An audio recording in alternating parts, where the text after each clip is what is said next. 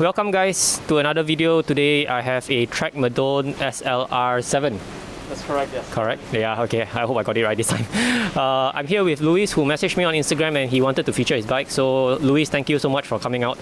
But I apologize for the background noise. If you can hear, it's actually raining here in Orchard. Please tell us more about your bike. Hello viewers of the Oompa Loompa cycling channel. So right off the bat, the paint option that I selected is in the off-the-front theme. The top up of the frame, I've opted for a Nister Black, which is a metallic grey. And in the bottom section, I have selected British Racing Green. The Trek branding is painted in old style gold. The size of the frame is 50 centimeters and I'm standing at 170 centimeters tall. Most people would consider that I'm sizing down when it comes to the choice of my frame size. But I think having ridden on it a number of times now, it's something that I'm comfortable with. I think one benefit of riding on a smaller frame is the greater handling that it affords, which is something that I value quite highly. The drivetrain that I'm running is SRAM Force XS. The chain set is 48 by 4835, and the cassette that I've fitted is 1133. If I had the option though, I would have opted for, I think, larger chain rings. The wheel set I'm running is the Bontrager ALS Pro 5TLRs. I think one interesting thing about these full carbon wheels is that they come laced with aero spokes. In terms of ride quality, unfortunately, I don't have extensive experience riding different types of carbon wheels. I can only say that from my limited experience, they ride pretty well.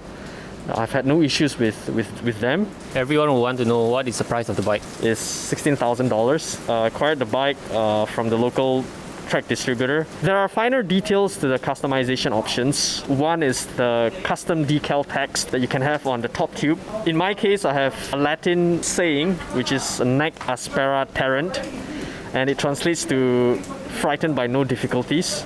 I think one of the more interesting customization options is the ability to opt for an artist's signature on the chainstay of the frame. The person who spray painted the bike leave his or her signature on the chainstay. Sadly for me, I think the person who spray painted my bike, or the artist's signature in my case, has left much to be desired.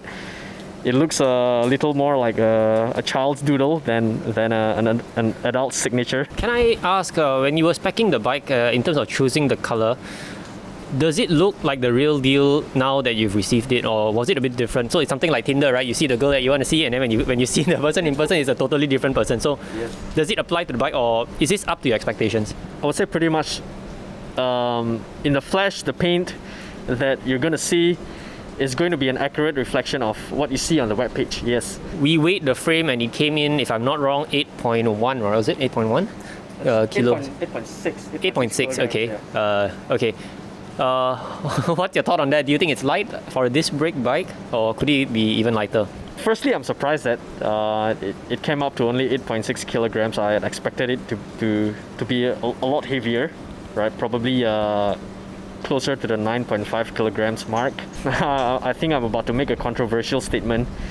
Cycling is partly about the aesthetics, and one reason I bought this bike is the general profile, the lines of the bike. I think the Trek Madone is, when you consider all the aero bikes on the market, it is one of the most attractive, one of the prettiest lines.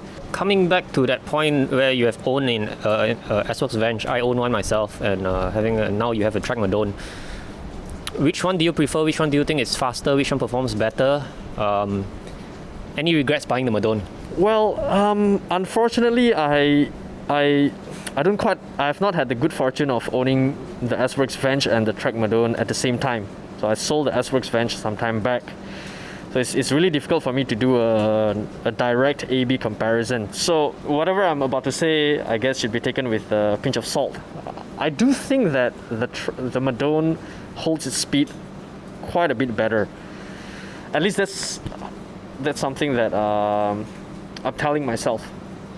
On flat terrain especially, it seems to be able to maintain speed quite a bit more easily than the Venge. I don't seem to have to pedal a lot harder.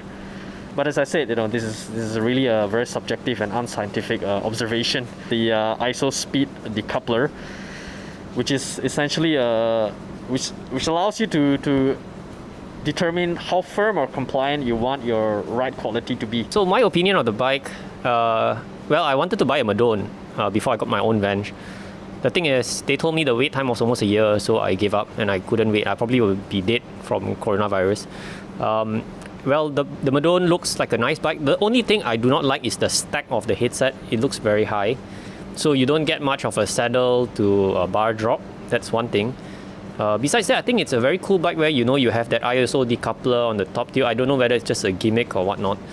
But so far, it seems like the Madone is a very popular bike in Singapore. I've actually did, I think, 2 or 3 videos of this. Yeah, and I like how the track decal is extremely huge on the top tube. I don't know, it's just my personal take on that. I just like very huge decals on bikes. Stands out. I can't comment much on how it performs because I've never owned one, I've never ridden one. But so far, everyone that I've spoken to, they say that it's a good bike. I mean, of course, they paid so much for it, right? My personal opinion is that if I had the choice, I would have shrunk the size of the track branding on the down tube. Generally, my personal preference, my personal styling preference is to minimize branding in the things that I own. But again, that's I think it's subjective. Yeah, it's down to your personal preference.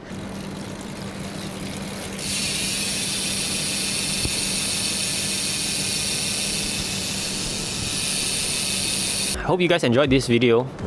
Thanks again, Louis, for coming out and letting me film a bike.